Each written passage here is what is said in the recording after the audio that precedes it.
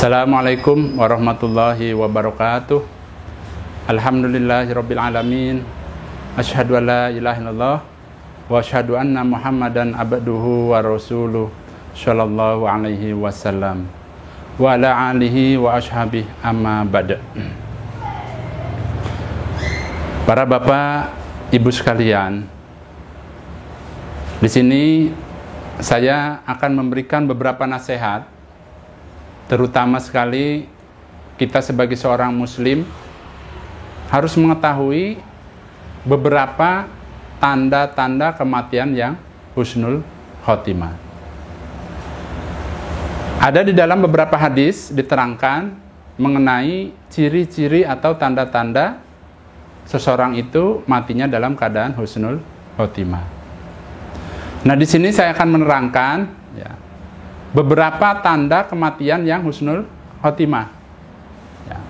Yang pertama ada dalam hadis riwayat Abu Daud.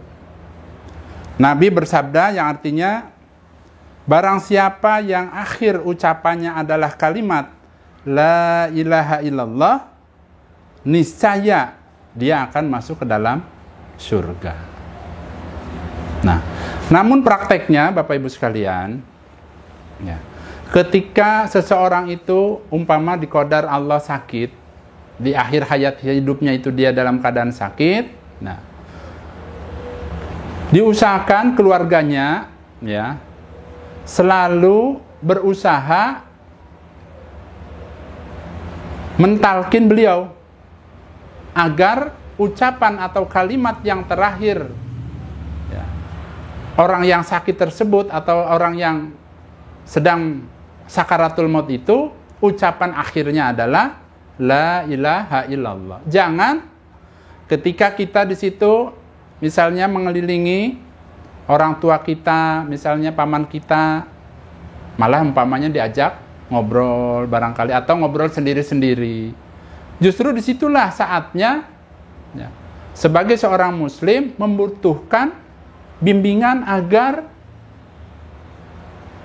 ketika Allah panggil dalam keadaan sakaratul maut itu, ucapan terakhirnya kalimat La ilaha illallah. Jadi jangan sampai ketika seseorang itu mentalkin prakteknya La ilaha illallah terus diucapkan di telinganya, tapi dia sendiri misalnya ambil minum umpamanya ke orang yang sedang sakaratul maut. Akhirnya malah umpamanya ditawarkan mau minum, mau apa, ya jangan. Jadi posisi terakhir-terakhir itu diusahakan fokus bagaimana caranya kalimat La ilaha illallah itu didengungkan di telinganya. Agar apa? Agar dituntun. Beliau yang sedang sakaratul maut itu kita tuntun agar kalimat terakhir terakhir berarti setelah ucapan itu tidak ada ucapan lain selain La ilaha illallah. Nah, itu prakteknya. Nah, di sini juga saya akan mengingatkan buat Bapak Ibu sekalian, barangkali ketika kita dicoba orang tua kita sakit, diusahakan orang tua kita diusahakan ibadahnya jangan sampai terputus. Diusahakan agar orang tua kita itu bisa melaksanakan terutama ibadah sholatnya. Karena saya pernah memperhatikan Bapak Ibu sekalian, ketika orang tuanya sakit, anak-anaknya di situ menunggui, bahasa mudahnya itu adalah nunggoni, nunggui orang tuanya dalam keadaan sakit berat. Tapi mereka hanya ngobrol-ngobrol, kemudian hanya mijit-mijit. Waktunya sholat hanya mereka-mereka yang sehat yang sholat. Nah, beliau yang sakit itu malah dibiarkan begitu saja. Nah, itu yang salah besar. Apalagi salah bagi anak istrinya. Kenapa? Kewajiban yang sehat keluarganya, terutama anak istrinya itu bagaimana caranya kalau misalnya bapaknya itu misalnya yang sakit, berarti anak-anaknya itu berusaha bagaimana caranya untuk bisa beribadah, terutama jangan sampai meninggalkan sholatnya. Bagaimana caranya? Caranya diusahakan setiap waktu sholat, diusahakan badannya disucikan, semuanya disucikan, ya, kalau memang sudah betul-betul berat. Nah, terus bagaimana caranya dia sholatnya? Ya, sholatnya kita tuntun lewat telinganya. Ayo ayah, ini waktunya misalnya sholat duhur. Yuk kita sholat duhur dulu. Dipandu bagaimana caranya supaya dia bisa melaksanakan sholat. Jangan sampai putus. Karena disitulah, ya, amalan kebaikan itu dihitung yang terakhir. Jangan sampai karena alasan sakit tidak bisa melaksanakan sholat. Itu salah besar, itu rugi besar. Nah, kembali ke masalah yang tadi, Nabi bersabda bahwa barang siapa yang akhir ucapannya adalah kalimat la ilaha illallah, niscaya dia akan masuk ke dalam surga. Berarti yang namanya kalimat la ilaha illallah itu kuncinya surga. Hanya saja, ya, kalau seseorang itu, ya, apalagi di sini yang dibicarakan adalah seorang muslim, ya, itu bagaimana caranya supaya dia di akhir hayat hidupnya bisa mengucapkan kalimat la ilaha illallah? Berarti kesehariannya kita harus banyak-banyak melaksanakan amal sholih, banyak-banyak beribadah kepada Allah, berzikir kepada Allah misalnya, sholat malamnya, kemudian juga sholat duhanya, infaknya, sodakohnya, semuanya kita laksanakan. Nah, kebiasaan-kebiasaan itulah nanti akan menuntun kita di akhir hayat hidup kita. Dengan sendirinya, karena keseharian kita misalnya biasanya seperti itu, nah, maka meninggalnya juga, ya, biasanya seperti itu. Ya. Karena pernah saya membaca pengalaman dari dokter yang menangani beberapa orang yang sakit di rumah sakit itu, ya.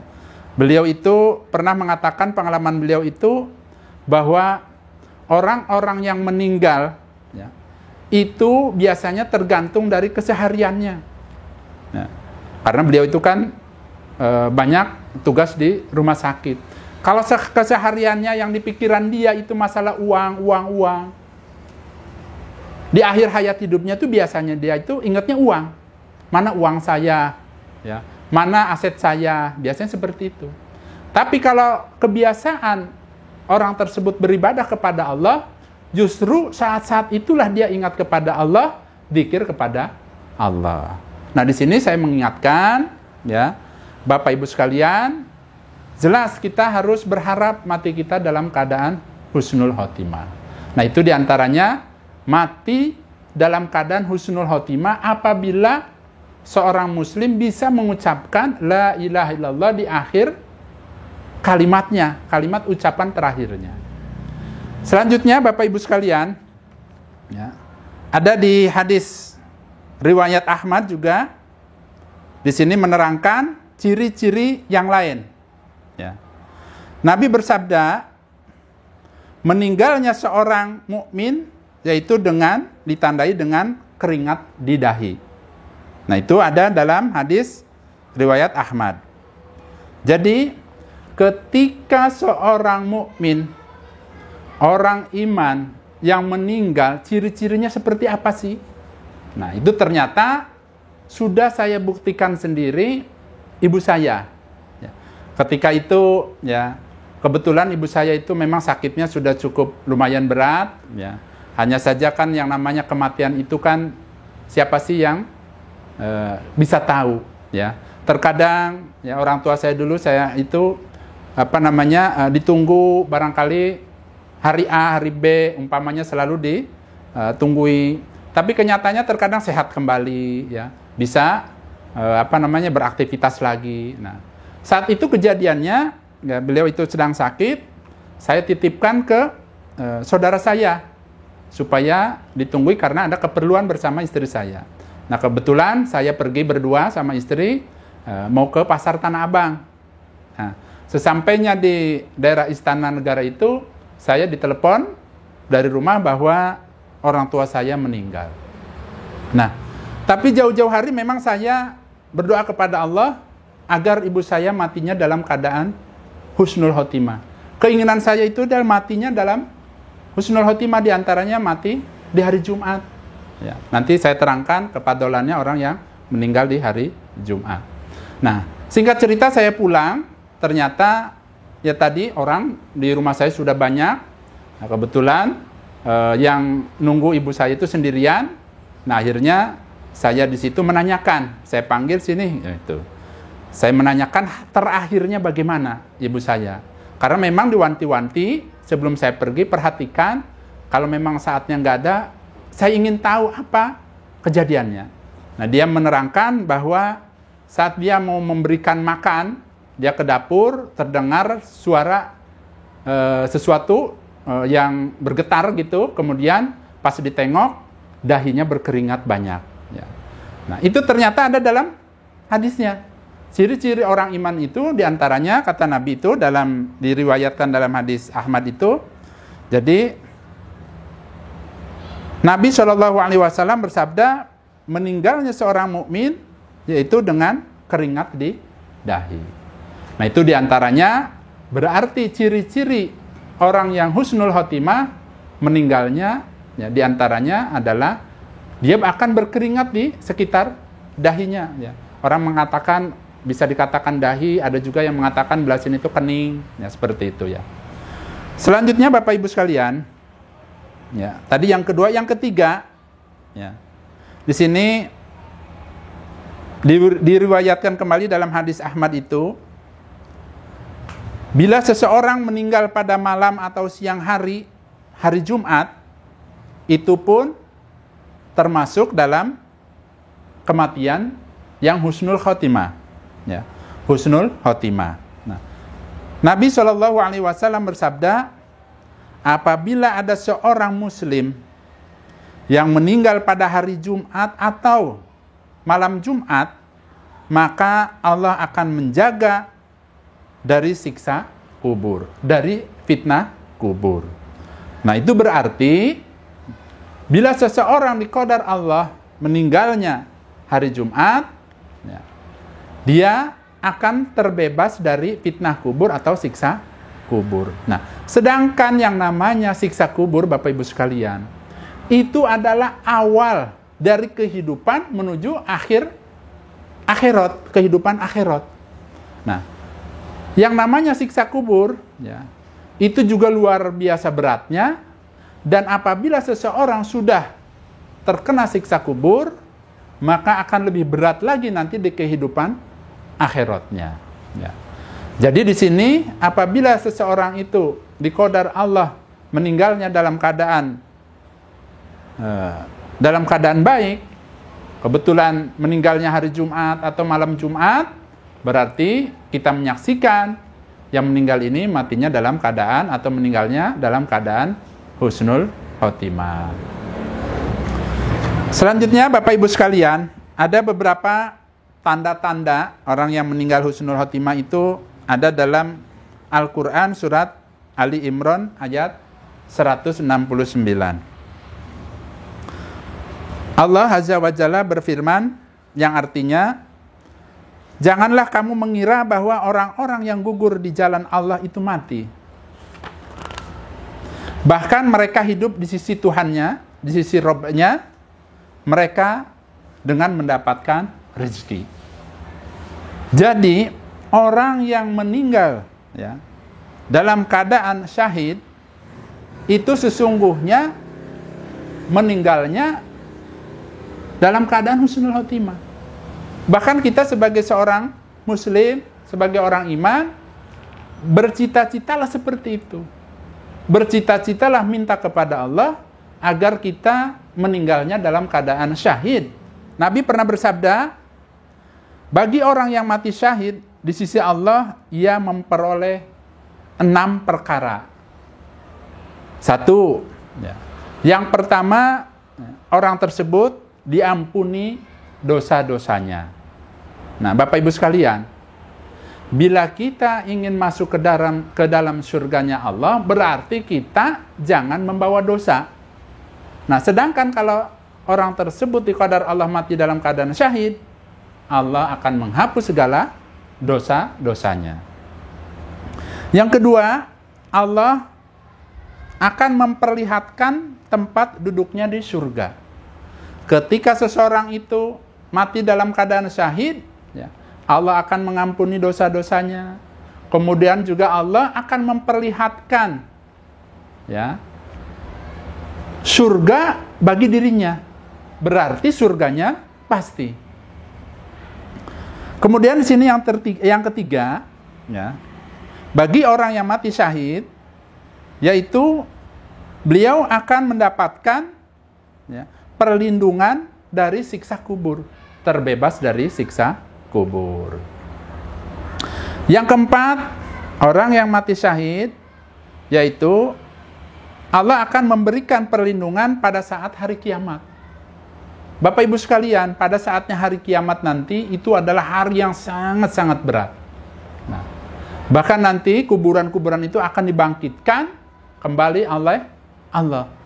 Nah, jadi yang namanya hari akhir atau hari kiamat itu sangat berat. Nah, orang yang mati syahid ini, Allah akan memberikan perlindungan dari segala macam yang memberatkan. Kemudian selanjutnya, orang yang mati syahid itu akan mendapatkan pakaian perhiasan sebagai orang iman. Ya. Jadi nanti ketika seseorang itu, ya, mati dalam keadaan syahid, maka Allah akan memberikan perhiasan sebagaimana perhiasannya orang iman di surga. Kemudian orang yang mati syahid itu akan mendapatkan bidadari di surga. Jadi nanti dia itu akan mendapatkan bidadari, ada jatah tersendiri buat orang yang mati syahid. Bidadarinya seperti apa? Ya, ada dalam Al-Quran itu diterangkan ciri-cirinya bidadari, ya, matanya misalnya jeli-jeli, kemudian juga, ya, saking mulusnya yang namanya betisnya, sampai yang namanya tulang sumsumnya itu sampai terlihat. Ada ciri-cirinya seperti itu, luar biasa. Kemudian orang yang mati syahid itu akan mendapatkan kesempatan memberikan syafaat kepada 70 orang iman di dalam keluarganya. Apa yang dimaksud dengan syafaat?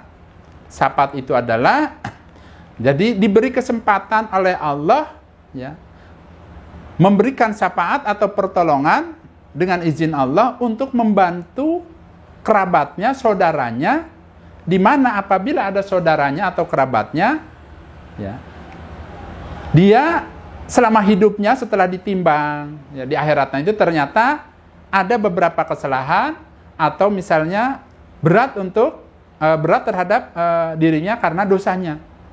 Nah, dari situlah, ya, jadi kerabatnya atau saudaranya ketika dia masuk ke dalam surga, ke dalam neraka, maka beliau orang yang mati syahid bisa mengangkat saudaranya agar bisa masuk ke dalam surga. Atau ada saudaranya yang masuk ke dalam surga namun akan dinaikkan kembali derajatnya agar bisa bersama dirinya, itu bisa seperti itu. Jadi akan memberikan syafaat atau pertolongan dengan izin Allah. Jadi yang namanya meninggal dalam syahid itu diusahakan kita sebagai orang iman, sebagai muslim, menjadi cita-cita kita. Jangan kita itu hanya berharap, ya, dalam jalan kehidupan ini hanya meninggal dalam keadaan husnul khotimah. Cari husnul khotimah yang setinggi-tingginya, yaitu mati dalam keadaan syahid. Kemudian Bapak Ibu sekalian, ya, Nabi juga bersabda, barang siapa yang mati karena wabah penyakit taun, ini yang kelima, ya, yang kelima. Jadi Nabi SAW bersabda, ada dalam hadis riwayat Muslim itu, barang siapa yang meninggal atau mati karena wabah penyakit taun itu penyakit yang mewabah, ya, seperti halnya saat ini adanya wabah penyakit corona dan lain sebagainya. Nah, itu dihukumi dia mati dalam keadaan syahid. Kemudian barang siapa yang mati karena sakit perut, ya, meninggal, seorang mukmin, seorang muslim meninggal karena sakit di dalam perutnya, ya, kemudian dia meninggal, nah itu Nabi menghukumi di sini, ya, mati dalam keadaan syahid. Kemudian dilanjutkan sabdanya, barang siapa yang mati karena tenggelam, itu pun dihukumi mati dalam keadaan syahid. Namun di sini Bapak Ibu sekalian, mungkin semua orang juga ingin yang namanya meninggal dalam keadaan husnul khotimah. Namun di sini saya mengajak, ya, apapun keinginan kita harus kita manage, harus kita bela. Agar apa? Agar keinginan kita mati dalam keadaan husnul khotimah itu terwujud. Di antaranya tadi yang sudah saya jelaskan, perbanyak ibadah kepada Allah. Apalagi kita nih usia sudah 50 tahun ke atas, ya. Jangan pas usia 50 tahun ke atas kita malah bercita-cita misalnya pengen menjadi orang kaya. Salah. Kalau sudah usia 50 tahun ke atas itu, ya, orientasi pemikirannya itu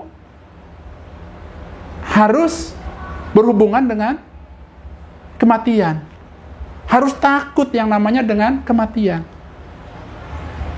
Jadi, kalau ada seseorang usia sudah 50 tahun, udah sepuh, ya, bukan berarti dia tidak boleh misalnya bercita-cita ingin menjadi orang kaya, rasanya sudah nggak cocok.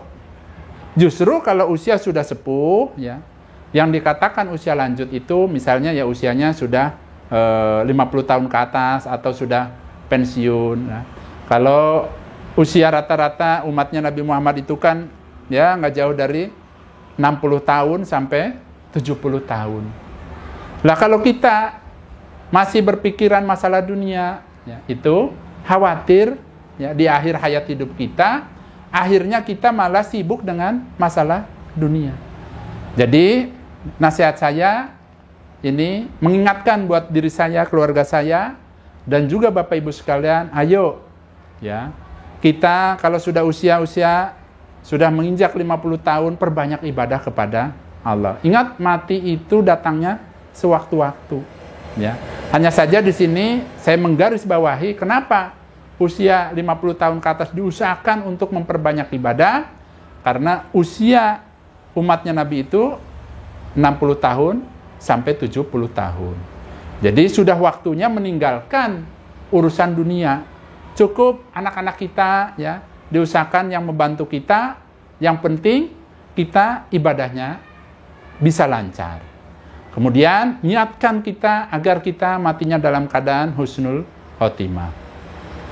Selanjutnya di dalam hadis-hadis yang lain juga ada beberapa kriteria contoh atau tanda meninggalnya seseorang itu dikatakan husnul khotimah. Namun dalam hal ini karena supaya durasinya tidak terlalu panjang, insya Allah mungkin lain kesempatan insya Allah akan dibahas kembali. Saya rasa itu saja Bapak Ibu sekalian. Bila mana ada kekurangan mohon ditambahkan. Bila ada kesalahan saya mohon maaf. Dari saya, wassalamualaikum warahmatullahi wabarakatuh.